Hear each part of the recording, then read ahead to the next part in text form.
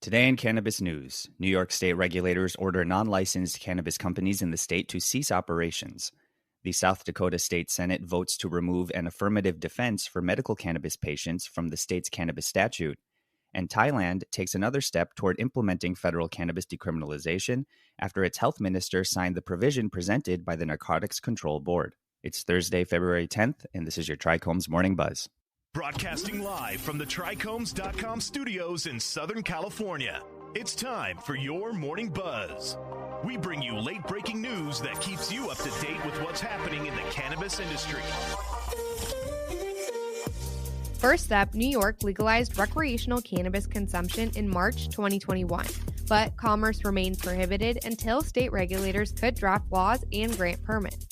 Refusing to put it on hold, numerous establishments started to sell cannabis right away, often as gifts to customers who made some other transaction. Now, New York officials are taking action against them. The New York Office of Cannabis Management announced this week that it had written cease and desist notices to over 20 companies, ordering them to promptly stop selling cannabis. Infringers will face substantial fines and possible criminal penalties, according to the notices, and may forfeit their ability to apply for a valid permit. We want to make sure these operators fully understand the law and the consequences they face, OCM Executive Director Chris Alexander said in a statement. And now that these letters have been sent, we fully expect them to cease and desist their activities. If they don't, we will take action. Next up, while the South Dakota State Senate voted 25-10 to remove an affirmative defense for patients who acquire medical cannabis and are not yet registered, a prominent Senate Republican compared the state's voter-passed medical cannabis statute to a magician's hat full of twists and turns. Why even have a law? Questioned Senator Timothy Johns in support of Senate Bill 20. This is synonymous with a law that requires you to have motor vehicle insurance.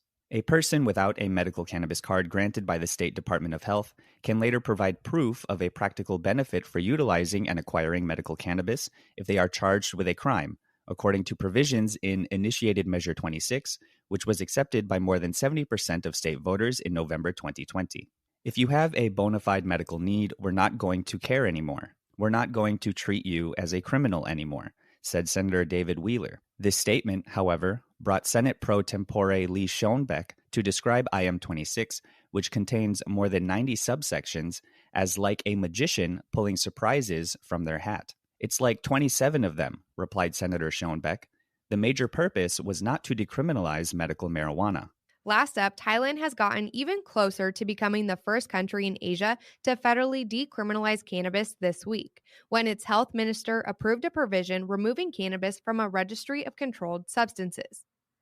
The withdrawal means that the use of every element of the cannabis plant will be lawful in Thailand, but extract items containing over 0.2% THC continue to be prohibited.